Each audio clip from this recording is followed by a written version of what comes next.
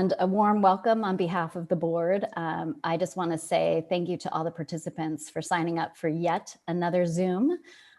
We are getting way too much Zoom, and we're just incredibly honored that you have acknowledged the important work that Benetech does by dedicating an hour and a half with us today. Pretty soon you'll hear from the teams, as Joel said, and you'll see what is possible. What is possible when technology is leveraged for social good on purpose and in all different cases around the world. I hope you'll be as inspired as we are on the board. So with that, I'd just like to say, again, a big thank you. And I'm going to turn it over to Betsy Bowman, who has been an incredible advocate for inclusive technology. And she's been also promoting equity and justice. And we're just thrilled to have you join us today. And I'll turn it over to you, Betsy. Thank you. Thank you, Christy. And thank you to our whole Benetech board for your support, and to all of you for joining us on Giving Tuesday. What if? That question begs us to look at challenges in a new way.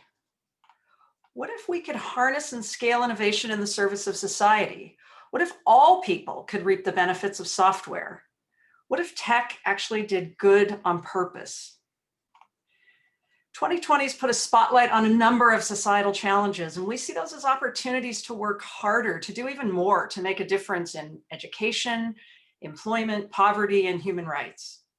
Now, when things are going from bad to worse due to crisis and inequality, it's the time for technologists, business leaders, governments, and philanthropists to collaborate and do good on purpose. It takes each of the sectors playing their parts to achieve inclusion, equity, and justice. Today, on Giving Tuesday, is a day we celebrate the role nonprofits play in this ecosystem. The challenges we see around the world are big, and there's a critical enabler, and that's nonprofit technology, particularly software and data. At Benetech, we've seen technology drive innovation, connect and open new doors over the past 2 decades. One of the promises of Silicon Valley has been to democratize technology and distribute its benefits to all. However, we're still witnessing wider gaps today than ever, leaving many people to slip through them. We're living with the unintended consequences of our technology boom, from the loss of individual privacy to tech companies that are more powerful than governments, to artificial intelligence that is very biased in many cases, not to mention massive economic inequality. However, we're also living with amazing benefits. In a world where we now have to be a part, our technological innovations of the past 20 years are our lifeline in education, employment, and almost every aspect of our lives, even our social lives. So think what we can achieve together by purposefully applying technology to big problems at scale. That's what today's about.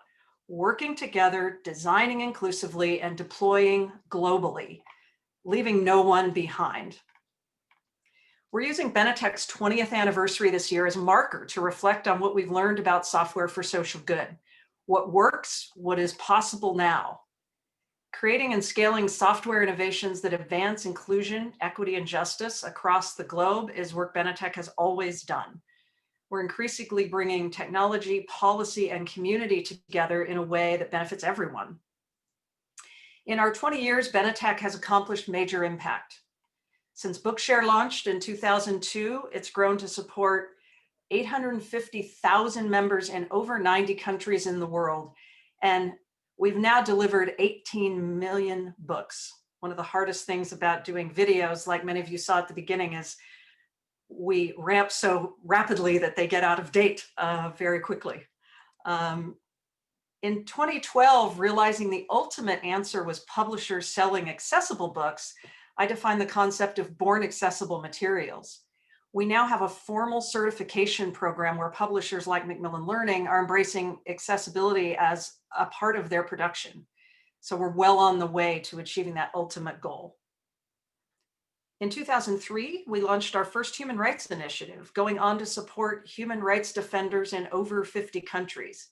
Today, you'll have the chance to hear how we're supporting justice in this modern age of multimedia and citizen activism, including using artificial intelligence for good. Finally, some of our latest work is already supporting human service providers as they make hundreds of thousands of referrals, tackling perhaps the largest challenge ever to a social safety net that was already stretched extremely thin. We've done all this work in partnership with the communities we serve, not just as users or customers, but as implementation partners and frankly, as our employees. Our work benefits from key funding and partnerships across tech, government, private and social sectors, and from individuals who see the value in doing what Silicon Valley does best, yet doing it in the service of impact instead of profit. Many such amazing individuals and organizations are represented in our audience today, and I'd like to express my personal gratitude to every one of you. And I'm so glad you're here to actually see some of the fruits of your support. I'm also very proud of how the Benetech team has risen to the occasion during 2020. It's been an incredibly challenging year. Bookshare significantly expanded outreach to provide eligible students as well as their teachers and parents with tools they need for remote, online, inclusive education. Our team is responding to the urgent and increasing needs for access to social services with ServiceNet and in multiple other areas. So as Joel mentioned, you're about to go into one of two tracks. Here's just a brief overview of what's in those tracks. Brad Turner, our VP and General Manager of Global Literacy, will be hosting track one. It is the Inclusive Education and Global Literacy track. They'll share how AI, artificial intelligence, is being leveraged to deliver new inclusive STEM learning solutions and provide a sneak peek at smart speaker technology to benefit seniors. Brad will also provide an update on our global work to provide inclusive access to information and partnerships around the world. KP Naidu, VP of Benetech Labs, will be hosting track two. That's the Equity and Justice track. That will highlight how cities and organizations are using Benetech ServiceNet to more effectively deliver on the social safety net. They'll also share the latest in Benetech human rights software, where we're giving voice to the most vulnerable through data and incorporating machine learning and computer vision to create paths to justice. So let's dive right into our technology showcase. You'll be placed in the track you expressed interest in to start, and then the speakers will rotate, so you'll have a chance to hear both tracks. Here we go. Enjoy, and thanks again for joining us today and for your support of Benetech. Inclusive Education and Global Literacy track. My name is Brad Turner. I'm the Vice President and General Manager of Education and Global Literacy here at Benetech. So many of you know about Bookshare. It's the world's largest library of accessible material. Today, we have over 850,000 members in Bookshare, plus hundreds of thousands of people in our partner libraries accessing over the 1.5 million books on the Bookshare platform. Many of these books are available in 5 different formats, including electronic braille, an audio format, highlighted text synchronized with audio, different formats to support multiple different types of abilities. So if you think 5 formats, over 1 million books, we have over 5 million reading options, and we've delivered those books to readers 18 million times.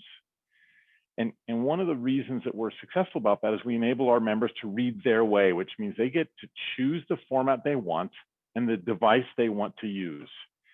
So we're not forcing you into a certain format. We're not forcing you to use an Android phone or a refreshable braille display or whatever it is. You choose the format, you choose the device, download your book. But there's a huge opportunity to help more people. There's over 300 million people who are blind or visually impaired, somewhere between 5 and 10% of the world's population. So, 350 to 700 million people have a learning disability like dyslexia or other reading barriers. And they need access to information in ways that work for them. Many of them qualify for Bookshare. So, we, again, largest library in the world, but it's just the tip of the iceberg of the people that we can help. So, in addition to supporting more people in more languages, there's critical need to support content beyond text. We're going to hear a little bit about that today, but just as a precursor, we can use optical character recognition to turn a picture of a page of text into readable words. So we scan a page, it's a picture of the text on the page, and then we use OCR to actually turn that into readable words. But complex content found in science, technology, engineering, and math curriculum, the STEM topics. That's the new frontier in inclusive education and access to information. So again, we're going to hear a little bit more about that. And also there are significant opportunities to keep up with advances in technology that people are more comfortable with and use for reading. So how do we maximize our impact? First of all, we allow people the flexibility to read the way they want. The choice of format, choice of device, I mentioned that.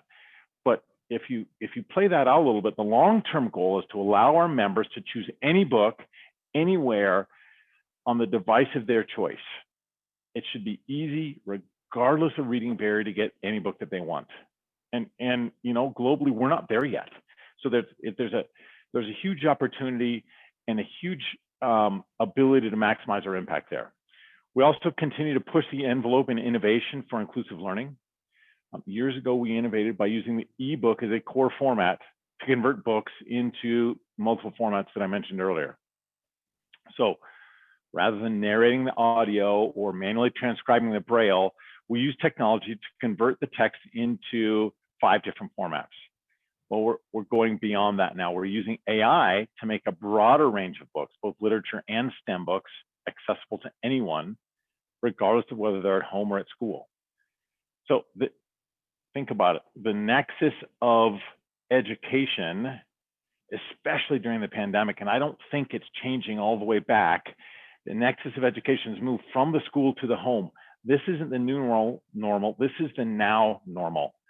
And it's really about remote personalized learning. So our partners help us have that impact as well. You know, we have over 900 publisher partners that I'll talk about in just a moment. And another critical piece of the puzzle is our international partners who are there to help amplify the impact, working locally hand in hand as we build a scalable global service. Let's take a quick look at a map. Currently, we power 15 national libraries in 12 languages across 6 continents. Pretty broad coverage. We also have members in 80 other countries, but there's so much more need and so much more work we can do. Over 80% of the world's people with disabilities are in the global South, including in Africa, South and Southeast Asia, and in Latin America. We continue to work to expand our global platform, linking libraries together to share books from multiple nations. Well, let's listen to a few people talk about how they and their organization use and benefit from Bookshare. Hi, I'm Lindsay Tyler, Senior Manager with the Center for Equitable Library Access in Canada. We're a national accessible library service, and we work with Bookshare in order to increase choice and access to reading for Canadians with print disabilities. I am Chavelin Chituni, President of Land SA, a member of Bookshare. I love Bookshare because it gives me access to many types of books which I can enjoy reading. I used to either read books in Braille, which used to take very long to make. It helped with my language slowly. It helped to improve my vocabulary, and it also helped me learn a lot of. Bookshare kind of put me in my own world, and I found out that this is how everybody feels when they read. I got to tell you, I have the greatest job in the world. I get to work with people like that every day, and it is so fulfilling to help people really begin to realize their dreams. You know, we work with Lindsay Tyler up in South Africa, up in Canada, and the folks in South Africa, you know, all around the world. And daily, I get emails that say thank you, emails that say, you know, you've helped me start to learn, you've helped me get a job. So super fulfilling.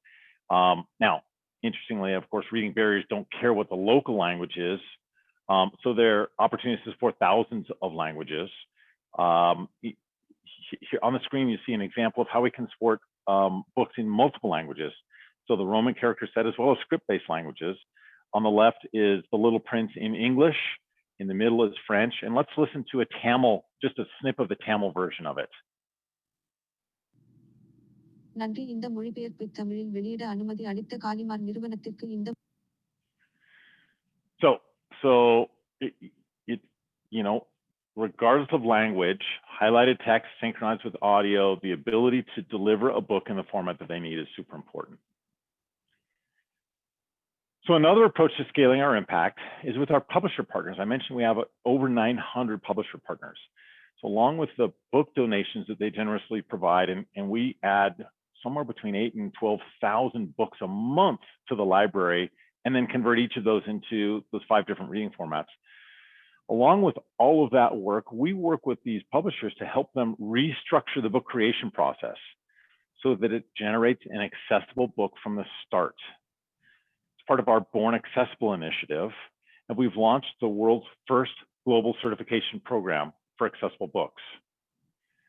So working with publishers and also with the entire ecosystem that helps make the book accessible from creation to reading, allowing people to find the book, download the book, and read the book.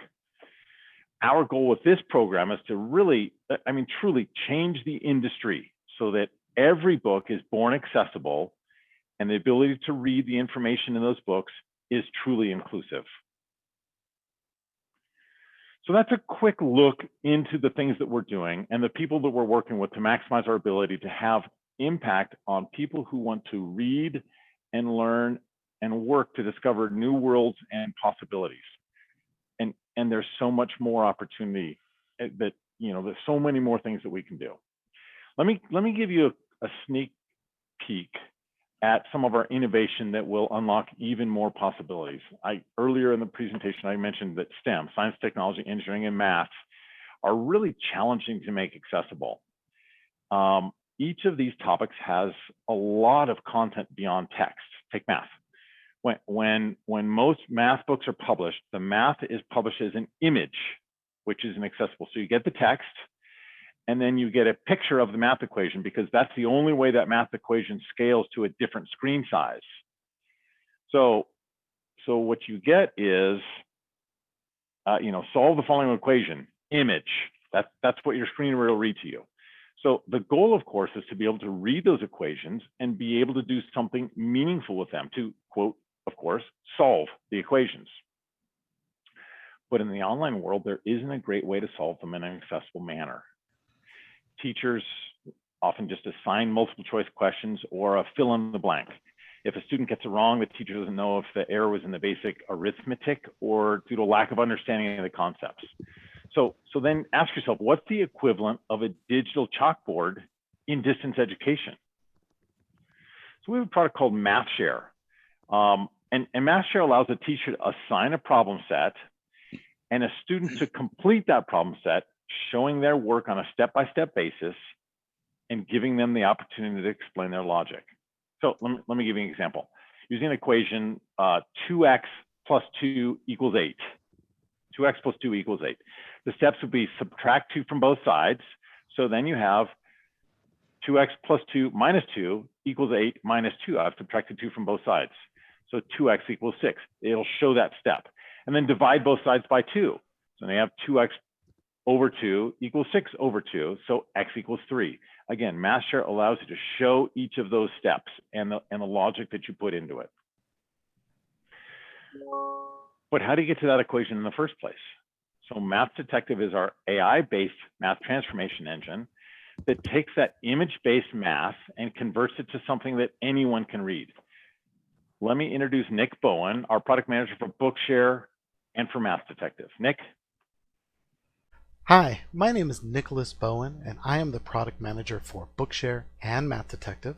And what I'd like to present to you this fine day is our new vision for applying new and exciting technology in new ways to meet our underserved communities, our members with various reading barriers. Now with Bookshare, we revolutionized how people with reading barriers access books, built with the ideal of letting technology take what was once extremely expensive, the conversion of content into accessible formats, and turn it into cost-effective, highly scalable infrastructure. While other libraries are still operating on some of the older models, are today delivering maybe 80,000 books, each available in one downloadable format, Bookshare has very nearly 1 million books available to our members, each available in our 5 downloadable formats. But we're not here to talk about Bookshare. But just like Bookshare many years ago, we now find ourselves at another precipice, ready to make another great leap forward in accessibility by using new and exciting technologies in new ways. The automated transformation of STEM content into accessible formats, I believe, is the future of the accessibility world. But let me set the stage for you. You're a Bookshare user that's just been assigned a math book for your class. You pop open that book and you get this. Suppose we want to check whether the below equality is correct. We can follow two approaches. 1. Multiply out the left-hand side, collect like terms, and check if it is equal to the right-hand side. 2. Substitute. Substitute what? There's this massive equation right at the top that it doesn't read at all. And then it's trying to get the user to substitute x equals 0 to determine if both sides of the equation are equal to each other. But it doesn't read any of that. It's just less than useful. Now, the traditional path forward for transforming this STEM content would be to have staff or volunteers at this point work to transform each math equation in the book into something accessible. But the average math book has something like 5,000 images, each of which might take several minutes of time for somebody to create a description or the code that makes it accessible. This simply is not scalable and is definitely not cost effective. There are some tools that might help with this, but these all tools have the same problem. It's cost. Each tool treats all the images the same, so regardless of if the image is math or not, the cost is identical. But this is where artificial intelligence can help us out. We can train a system to detect for us whether an image is math or not, then smartly decide what we do with each image. This is the foundation of Math Detective, infrastructure set up to ensure we can scalably and cost-effectively label each image within a Bookshare book as math or not, and only send those math images over to the tool that converts it into MathML for us, the accessible math code. However, we do need to take this one step further. The accessible math code is still not widely supported, especially by the tools our Bookshare members tend to use. However, we can take this code and transform it into plain English descriptions of the equations that can then be added back as alt text to the books. This turns that previous example into this. Suppose we want to check whether the below equality is correct. Left parenthesis x plus 1 right parenthesis left parenthesis x plus 2 right parenthesis left parenthesis x plus 3 right parenthesis left parenthesis x plus 4 right parenthesis equals x superscript 4 baseline plus 10x cubed plus 35x squared plus 50x plus 26. We can follow two approaches. 1. Multiply out the left-hand side, collect like terms, and check if it is equal to the right-hand side. 2. Substitute. X equals 0 in both sides of the equation to get 24 equals 26, and conclude the equality is wrong. Now that's more like it. Now a student accessing this book has immediate and equal access to the content as any other student in the class. Oh, and this is happening on Bookshare today. In our first month, we sent over 20 million images to be labeled, identifying 8 million as math equations, with immediate cost savings for us of 60%. This means students of any age on Bookshare now will have growing access to STEM content, giving immediate access to math to students at scale where previously there was no other good option. But this is still our phase 1, the automated transformation of math in Bookshare books into accessible alt text. What if we could take this one step further again? The technology we've built allows for cost-effective classifications of images at scale. What if we can take other kind of images through this tool? Think chemistry, basic images that just need simple descriptions, graphs, physics-related images. The list is actually endless. We can apply this existing technology to also label these other kinds of images and make them accessible as well. Traditionally, transforming STEM content into accessible formats was costly, extremely time-consuming, and simply incredibly hard. But with Math Detective, we are excited to apply this new technology to solve this problem. Thank you. That's great stuff, Nick. Thank you. 8 million new equations that are accessible in Bookshare. 8 million. That's huge. So, but taking one step back from that, when a book that has historically taken 2 or 3, or truly sometimes on the really complex ones, 4 months to deliver to a student, if we can make that ready in a day or 2 days or 3 days, that's a game changer, right? It's new opportunities for millions and millions of students that they've only dreamed of until now. So great stuff on the innovation front. We talked also about our impact by allowing as many people as we can to read their way. Well, there's a new way to read, and it's the new voice technologies that have opened up doors for many people who aren't comfortable with or can't easily use traditional screen and keyboard technology. Let me introduce now Katie Beeler, who runs our international product management as well as our smart speaker program, to talk about another product, continuing to broaden the ways our audience can get access to information. Katie, over to you. Hi, everyone. Thank you, Brad, for that introduction. As Brad said, my name is Katie Beeler, and I am the lead product manager on the Bookshare Smart Speaker projects.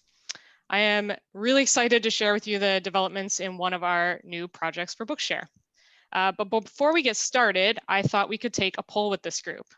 So I'm showing a slide here with the poll prompts, and I'm asking, just if you're comfortable to put this in the chat, what do you use your Alexa and Google Home for? Do you use it to listen to audiobooks, podcasts, the news, music? So just put your answer in the chat with the name of the device / what you use it for. For example, I have a Google Home and I listen to podcasts and the news. So I just threw that in the chat just now. So you might be asking yourself, why is Bookshare going down the Alexa or Google route? Or if you're an ardent supporter of smart speaker devices, you might be saying, why not? So I'm going to share a slide here that contains statistics on smart speaker adoption in the US. The smart speaker market is poised to grow by $14.35 billion between 2019 and 2023. And as of last year, winter of 2019, over 24% of the adult population already owned a smart speaker, which was triple the amount of the number in 2017. So we're seeing an exponential adoption of smart speakers in the home. And senior usage in particular has increased by 1 million between 2017 and 18, so a couple years ago, with over 3.8 million reporting that they had already used one by 2018. So again, we're just seeing a large amount of adoption in the US. Okay, but why is Bookshare specifically adopting this trend? We think that it's a very natural fit that aligns with our mission. We want people to read the way they want to read, as Brad said, and this gives them yet another option. Bookshare sees tremendous value in investing in consumer affordable technologies whose application can be broadly used to enhance the lives of our members, so not just reading Bookshare books. Smart speakers are inclusive of all of our member groups, from young students to seniors. Audiobooks as a format in general are growing in popularity, with over 50% of adults saying that they listen to them.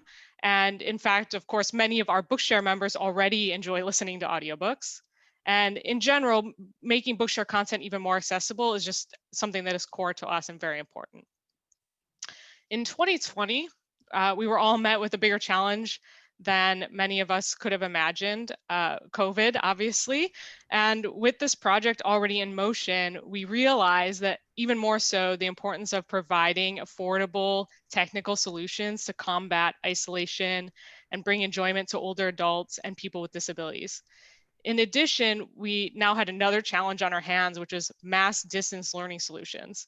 We see Bookshare Reader for Alexa and Bookshare Reader for Google as opportunities not only to embrace this new technological trend and be on the cutting edge of innovative technologies, but also as an avenue to provide a new way of engaging with Bookshare that introduces conversation to isolated individuals, gives students another way to access required reading lists for class without their teacher being present, and gives people a fun way to listen to their favorite classic while maintaining social distancing.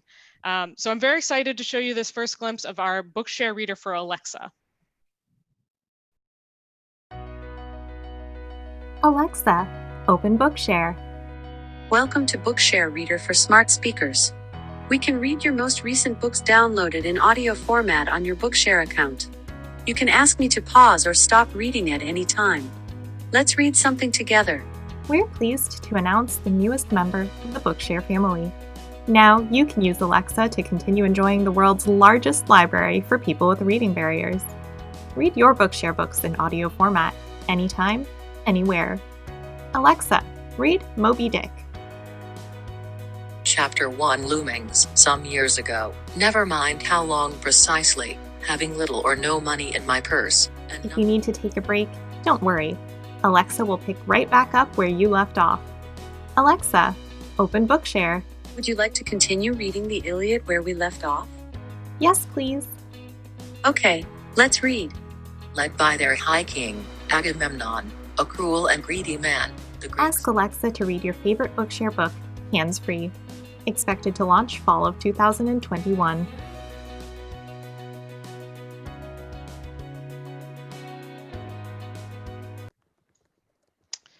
So we are very proud to announce that Bookshare Reader for Alexa will be available for open beta testing in early 2021. And we expect to launch Bookshare Reader for Alexa to all Bookshare members in the fall of next year, with Bookshare Reader for Google available shortly after. And what's next for Bookshare and smart speaker devices? After our launch, we hope to continue making it more inclusive for all of our members. Features like using your voice to search our collection for a new book, bookmarking, and much more. And before we go, I just want to say we couldn't have made it this far without the support of our partners.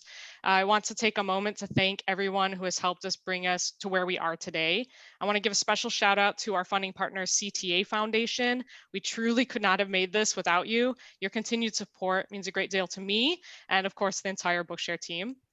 And thank you to Amazon and Google who have kindly donated devices for our testing purposes. A special thanks also to the Stellar team who put this together and our user groups who have provided us with wonderful feedback and were so generous with their time. Thank you everyone for joining us today. Thank you again very, very much. You're going to see KP and his crew come in and talk about social services, human rights. So again, thank you very, very much.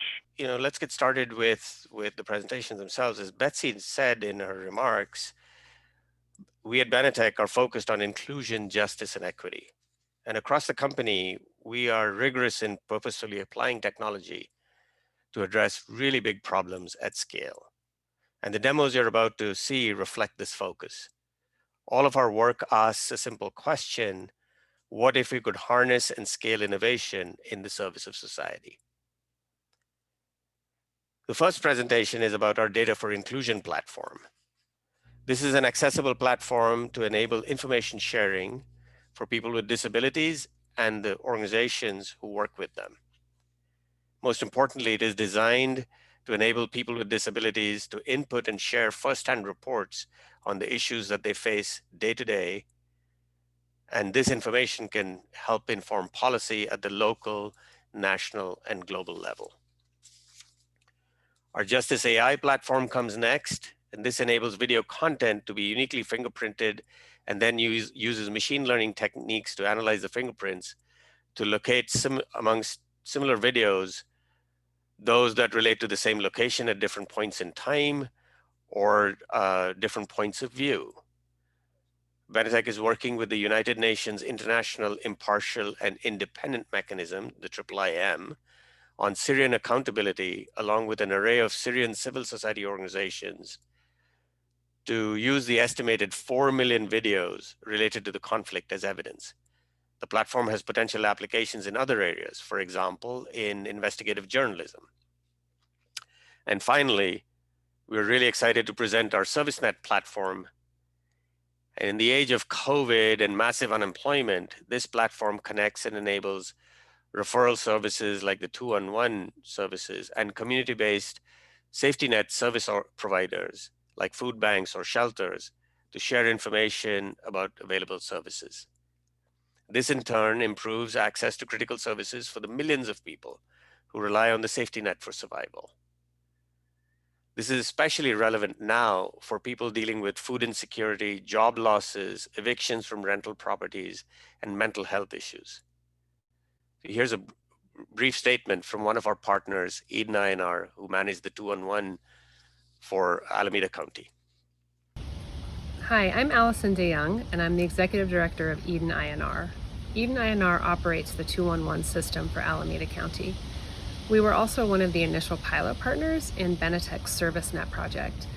At Eden INR, we're always looking for new and innovative ways to harness our data and be better collaborators with others in the field, and ServiceNet seemed like a really great opportunity. Since the initial pilot, we've continued to be in conversation and have exploratory meetings with various members of the Benetech team, including John and Clotilde and Betsy and KP, all of whom have been fabulous to work with, so smart, so visionary. And so we're excited to see what happens next in the next phase of the ServiceNet pilot. I'm particularly interested in ways that we might leverage the work that we've done in the initial pilot for greater sort of work in municipalities and county areas where we can get real-time updates out to people in need faster, hopefully reduce duplication of CBOs and the number of times they have to update their data, as well as the CBOs being able to more easily update their data themselves. Thank you. So thanks to Allison for that. And, we've already started working with Allison and the city of Oakland in Alameda County to do exactly that. So now we're going to look at our Data for Inclusion platform. And to get us started, I'd like to introduce my colleague, Rachel Bernstein, who's going to talk about the program. Over to you, Rachel. Hello, my name is Rachel Bernstein, and I lead Benetech's Data for Inclusion initiative. Data for Inclusion empowers the global disability rights movement with technology and data that reflects the lived experiences of people with disabilities. Meet Jane. She's from Kenya. She's a confident self-advocate, and she's active in a national organization of people with intellectual disabilities, but she regularly runs into barriers to her independence and inclusion in society. What if Jane could document these experiences from her phone? What if this kind of evidence-powered disability advocacy at local, national, and international levels? An estimated 1 billion people live with disabilities. That's about 15% of the world's population. 80% of them live in lower income developing countries. The available data reflects policies, but not necessarily their outcomes or the firsthand experiences of people with disabilities. This data and stories are needed to improve civil society programs for people with disabilities, enable awareness raising initiatives, drive advocacy aimed at policy change, and monitor the implementation of the UN Convention on the Rights of Persons with Disabilities. Our solution is called Data for Inclusion. We also call it D4I. Data for Inclusion is both a program and a data platform that's designed to deliver localized information about the rights and entitlements that people with disabilities have, and also facilitate reporting directly from those people on their experience via structured data, as well as multimodal inputs to support accessibility options.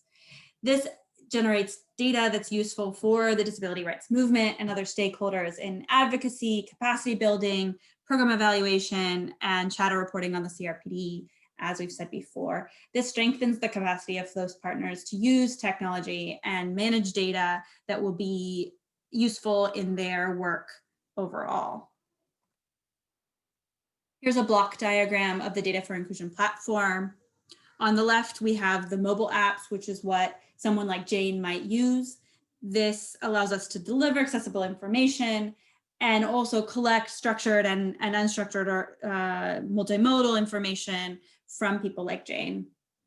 And then all of the elements to the right are more organizational users. So perhaps Jane might use them as a representative of her national organization that she's a part of, right? So the form builder allows sort of a no-code way to create new modules for an existing app.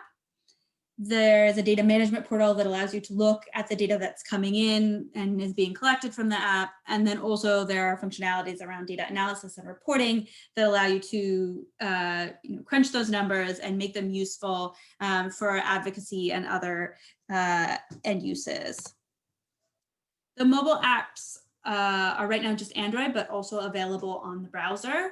And this is what allows us to deliver that information as well as facilitate reporting directly from people with disabilities. We've done a lot of work around accessibility.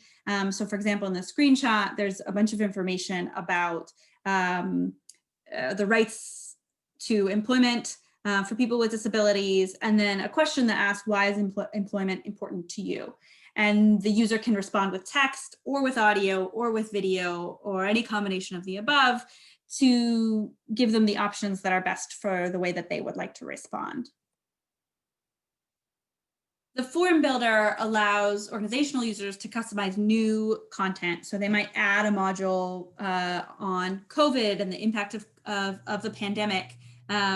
We also support multiple languages, and this is where we can program in both question types or information sharing that use audio, video, images, or text, as well as response types that include that type of multimedia. So the screenshot shows a place to name the form, selecting metadata that wants to be collected with the form, and then different question types, a note that says your rights to live in community, text question that says who do you live with, and a multiple choice or yes or no answer that says, does your country uphold this right? The data management portal allows organizational users to view the aggregated data that's collected via the app and look at metadata and analytics to be able to improve those interactions. This kind of portal allows groups to move from collecting data on paper and or via Google survey and be able to sort of have a systemized way to manage their data. The data analysis and reporting is also really important for this ongoing use of data programmatically for these types of stakeholders. This module allows the organizations to build dashboards and do analysis that's useful in their efforts around advocacy. On the screenshot, we can see the whole list of questions that's on this form, and we can select charts to build around questions like, do you get paid fairly for your work? Or are you employed? Or do you get the support you need? Data for Inclusion works closely with partners. We work with disability rights projects and local organizations. We help those local partners to customize the content and support their thinking around the principal objectives of using the apps or the platform. And then we also help them to think through the sort of data flow. So how they might use this platform to collaborate among groups. And this is one of the really exciting opportunities that this platform provides, is to sort of standardize across multiple groups, a majority of the questions that are being asked, so that this can be aggregated up and useful in a wider campaign, while some smaller subsection of that data might be useful just at the local level or just for one individual group. I'm pleased to share with you a message from a partner we've been working with very closely, Inclusion International. We've been working with their member organizations in Kenya and Bangladesh to make this platform useful for people with intellectual disabilities and their families. Inclusion International is the global network of people with intellectual disabilities and their families. And alongside our members in Kenya and Bangladesh, we're working with Benetech to use the Data for Inclusion platform to create an app that will empower people with intellectual disabilities to report violations of their human rights and also share stories of their own self-advocacy with other DPOs within our network. So working with Benetech on building an app through the Data for Inclusion platform, the flexibility of the platform is something that's been really important to us, because it means that we've been able to work on creating a tool that's accessible to people with intellectual disabilities, from using more intuitive menu structures to plain language content, to pictures and videos, and other strategies that we've developed alongside self-advocates to create a tool on the Data for Inclusion platform that is really co-created by people with intellectual disabilities and that is accessible for everyone to use. Right now, we're using the platform in Kenya and Bangladesh through our Inclusion Works partnership, and we're focusing on an app that will disseminate information about employment rights to people with intellectual disabilities, and then allow them to report back on their experiences and their own self-advocacy for inclusive employment. Data for Inclusion gives us the tools for both information dissemination and data collection, which then allows us to make sure that the experiences of self-advocates are feeding back and they become the voices for inclusion that are feeding our policy and advocacy work at the national and global levels. Thank you, Kimber, and thank you, Rachel. Now I'd like to introduce my colleague, Shabnam, to talk about the Justice AI platform. Hi, my name is Shabnam Mujtahedi, and I will be talking about Benetech's Justice AI initiative, where we are leveraging emerging technology for justice. What is the problem we're trying to solve?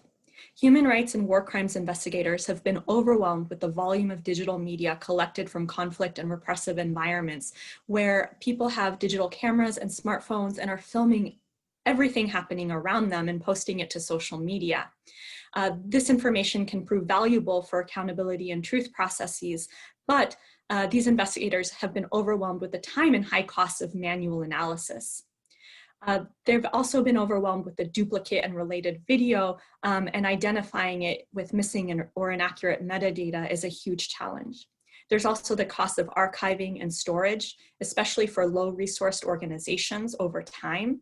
Risks of secondary trauma to staff who are viewing graphic content day in and day out. And finally, these challenges are multiplied when an entity is tasked with collecting data from many different data sources. So who are our partners? Nowhere is the problem more critical than in Syria. We are partnered with the United Nations Investigative Mechanism for Syria and Syrian civil society organizations to co-design different functionalities that will help them make the most use out of artificial intelligence, including machine learning and computer vision. But the applications for human rights and justice are numerous. There are other conflict situations where activists and media are filming atrocities. There's crackdowns on protests worldwide, including in the US over the summer. There's international and tribunals and truth commissions that are mandated with redressing conflict. And then there's investigative journalists who are working to dig and find the truth and post that to the public. So at Benetech, in line with our mission, we are developing technology to support investigators seeking truth and justice for individuals impacted by conflict and human rights abuses all over the world. What are the benefits of these tools? So we've created a platform where users can process digital media to cluster and generate basic classifications, increasing their effectiveness and efficiency. They're able to identify duplicate and related video through a fingerprinting system where each fingerprint is matched with the actual content of the video, not the underlying metadata, so that even when there's small changes in the video, they can be identified as related. They can identify the number of scenes in a video and match scenes according to relationships. They can identify basic objects and do reverse frame search. They can extract key metadata and sort according to the metadata. And finally, they can filter out corrupt videos, all in order to make sure that they're getting to the most relevant information that's useful for their investigation. We're creating a platform that allows investigators to visualize the results, not just process them, but actually visualize them in unique ways and securely work across data silos to identify common files and facilitate collaboration where it wouldn't otherwise be possible. Finally, we're enabling justice mechanisms to make targeted requests for data so that they're not just reaching out to human rights organizations and asking for their entire collections, which they're reluctant to do, but to work efficiently and work more collaboratively to identify what's most relevant for the investigations and ingest their data strategically. I'll turn it over to John so that he can explain more of the technical requirements and also provide a demo of the platform. Thank you so much. Thanks, Shabnam. So like Shabnam said, I'm John Higgins, Director of Engineering for Benetech Labs. Today I'll be giving a demo of the Justice AI platform itself. So, like we alluded to in the processing pipeline, when we get a video, we pull a lot of kind of basic information from the file, like the file name and the file duration and the created date, whatever we can find on the file, we'll extract it. And then we do this later, more sophisticated processing to find similar videos based on visual content. So I think, there's two kind of sections of the platform. One is around increasing efficiency of exploring these data sets. So just basic stuff that I won't show, but like searching and sorting and filtering. So saying, hey, I want to find a video that I know was created between this date and this date. And maybe, I want only the versions that are over 2 minutes long. And they need to be at least of this quality, So something like that, really helping you explore these large, data sets. But then I think the really important part is those higher level insights that you really only get with this type of processing. It's really hard and painstaking to get that from a manual review. So before I jump in, I'll say that we are using a test data set, that it's a publicly available research data set. I won't be using human rights videos because they can be quite graphic, but I will try to tie it back to kind of real world use cases. So I'm going to click into a video. So in this display, we see, the video player itself, if we have the source media available to us, and then all that information I talked about that we extract out of the right. So things like length of video and file extension, etc. Two other features I'll quickly draw out is we do automatic scene detection. So places where the camera point of view might have changed, or if the subject changed or there was an edit in the video, we kind of call out those keyframes and allow you to jump to that point in video to get kind of a more interactive exploration of how the video changes over time. In addition, this data is stand-in for the demo, but we do object detection as well. So you could provide us a couple images of a flag, for instance, and then we say, here's a couple timestamps where we think that flag appears in this video. So just a few quick examples, and then I'll play the video now. And it's a scene from the movie Titanic. So it's the famous kind of front of the ship scene. But I think what's interesting is it's a handheld recording. So it's someone recording their television playing the movie Titanic. So in fact, they just changed the volume. So the volume slider just showed up on the screen, but it's low resolution, super shaky. The colors are blown out. So a quite low quality version of this scene. So I'm going to go over to the files matched view, and we can see that there are 19 files that we found in the data set that matched. So in addition to high level information for each match, we also have this concept of match score, where a match score of 1 means it's the exact same. Don't bother looking at the content because it'll be the exact same. And as it goes closer to 0, it gets more similar than exact duplicates. So I think what's interesting, I'll click on the match score of 1, and we could see as I play them, they are the exact same, shaky cam version of it. I think what's interesting is one video might have some metadata attached to it that the other didn't, the actual file. And so even though they're the exact same, you might find a created date that's slightly earlier, or some key piece of a timestamp or something that the other file didn't have. So that's one use case for maybe looking at a duplicate in some sense. I'll skip over to the next match, which is a 0.449. And this is a actual high quality version of that scene. So something that was taken from a VHS or a DVD possibly. And so this could be super useful if you can imagine a case where you have a really low res version of an event that happened, someone recording on a cell phone, and then maybe a high res version of someone recording with a higher quality camera, or a camera that was on a tripod. And from that, you can get maybe a more detail, like a piece of text or a license plate or something that you couldn't have gotten from the other version. So a key use case there. I'll jump down to a further away match. So this one's 0.31. And so this is actually another handheld recording, but it's of a movie theater instead. So a great example of, two different vantage points of the same visual scene. And so you can imagine someone recording from two different rooftops, and maybe, like I said, a lot of details that you would lose between the two versions. And then just another quick one. This is the same high quality version of the scene, but there's text overlaid. So you can imagine with these types of videos, there's a lot of different news agencies posting them. So subtitles, no subtitles, logos, banners, the algorithm can learn to kind of ignore all of those and not make you look at all these copies of the same file. So I'll also quickly show another visualization we use, and something called the cluster visualization. So in this visualization, each video is represented by a circle, and the circles are connected by lines whose length is related to how closely related they are. And so this is also really key because it shows matches of the parent file, but also like matches of matches of matches. So you get this like really expansive view of like, here's this file that's a couple jumps away that you might not have realized was related just, at first glance.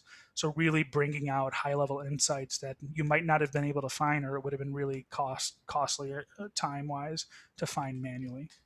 So a quick little demo of the platform. Thank you.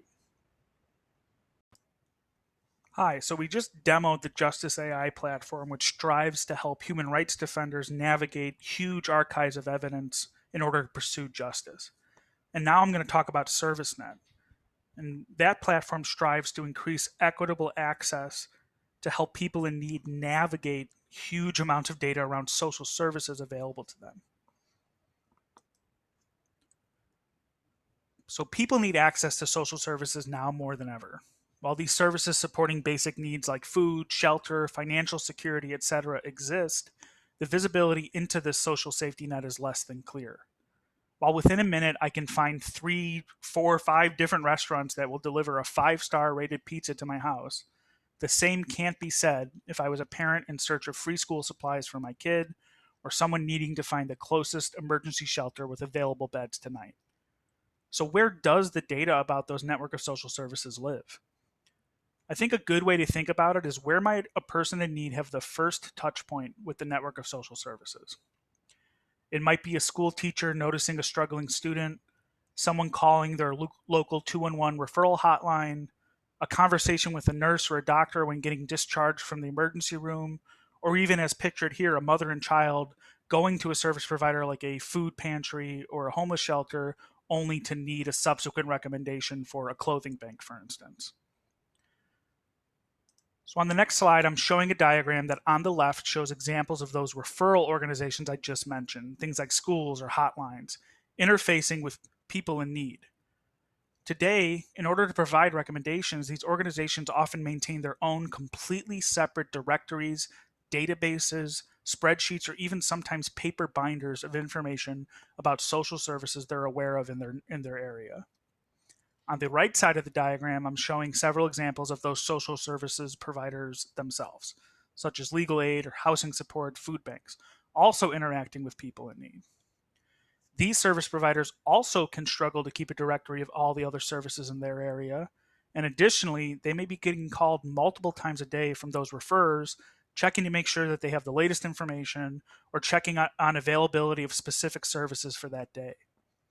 In the center of the diagram sits Benetech ServiceNet, a platform that connects organizations maintaining information about social services and the social service providers themselves, allowing for real-time collaborative information about the safety net. The ServiceNet platform strives to make partnerships with as many of those resource directories as possible, and we build out technology to import this data, normalize the records, match them across a variety of formats, and then continuously take new updates on those records as they come in. So when I think of the vision of the platform, it's something I like to call no wrong front door.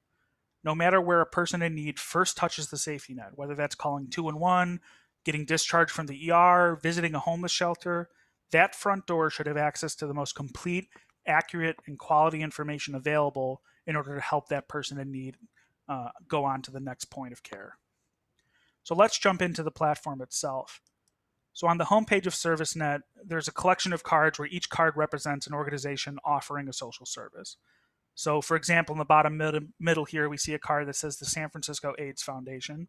There's some quick high-level information, like some examples of the services they offer. So in this case, overdose prevention, housing and financial benefits. A quick indicator of the cities in which they operate. So here it's San Francisco. And then at the top here, a key section about when that record was last updated and from which database or directory it was pulled from. So this could either be the service provider themselves, or in this case, an organization like ShelterTech, who maintains a directory. What's interesting about ShelterTech is they actually work with either homeless individuals or people who have experienced homelessness to update their records, maybe giving a level of detail you'd only know if you've used the services yourself. We also partner with organizations like United Way Bay Area and even some specialized organizations like the Legal Aid Association of California, which can give us a lot of depth of information around legal services specifically that another organization might not be clear on. So on the page as well, there's some things afforded to the users like searching, sorting, and filtering, allowing them to search by keywords, sorting by the most relevant or up-to-date records, and then filtering. So I'll open the filter pane on things like service type and geography. So for this example, I'm going to look for food donation program. So I just typed that in and selected it. And then as well, I want home delivered meals. So I'm going to select those two service types. And then for location in the city filter, I'm going to type San Francisco. So when I apply those filters, we update the records with the most relevant records to those criteria. But in addition to the card view, I'm also going to flip over to a map view. So now I'm getting a map view where each organization is represented by a pin where that location is offered. So I'm going to zoom in here and I see that, let's say I have a client who's in the Haight-Ashbury neighborhood. I see a pin right in Haight-Ashbury. So I'm going to click on that pin, bringing up the card for the Haight-Ashbury food program. So I'll click into that, and this brings up a more detailed view of that program. So I get some high-level stuff around the website, email address, etc. The location details with the specific address, as well as a directions button to kick off a Google Maps directions search. And then for any services available there, I get a service detail card as well. So when I click into that, we get things like a description of the service, application process, eligibility, etc. So taking a look at this one specifically, we can see in the service description, it's a food pantry, and it says, note for coronavirus response period, food pantry continuing to operate out of the parking lot at 1525 Waller Street. New clients asked to arrive at 1 p.m. on Saturdays. Do not arrive before noon. So this is that real-time information that if your record was several months out of date, you might send someone to the wrong place or not know that they're supposed to go to the parking lot or not know that they're supposed to be there at 1 p.m. And then even more importantly, if you look at the eligibility criteria, only accepting new clients that are residents of zip code area 94117. So now, worst case scenario, someone comes to you for help and you make a referral to a food pantry that they're not even eligible to begin with. So this real up-to-date information responding to the coronavirus outbreak really helps you make sure that you're making the correct referral. So I'm going to go back to the home page. And so in addition to pulling these records from these directories, if you're a service provider yourself, you can log into ServiceNet and either make a record from scratch to talk about the services that you offer, or if you see your record in another service directory below, you can claim that record in your own and begin to update the record within ServiceNet. So when you claim a record, it shows up at this top section here. You can click in and we see a pretty similar view to the one before, but now it's editable. So I can add and remove locations, add services, update eligibility, etc. in real time. And in addition, at the top here, we have the concept of a daily update. So maybe you don't want to be fiddling in a bunch of services because you just have some note or something that applies everywhere. And so right here, you could go in, provide a daily update. And when you click I'm finished, it saves that record and instantly disseminates to everyone on the ServiceNet platform. Not only to people looking for services, but then also matching back to those records from other directories, making sure that they have the most up-to-date information so they can make the most high-quality, accurate referrals. Thank you. Thank you, John. And thank you, everybody, for coming and for joining us today. We will be sending a recording of the presentations and more information. If you would like to get in touch with us, you would like to request time with any of our teams or partner with us or support our work. And we look forward to hearing from you. So thank you all very much.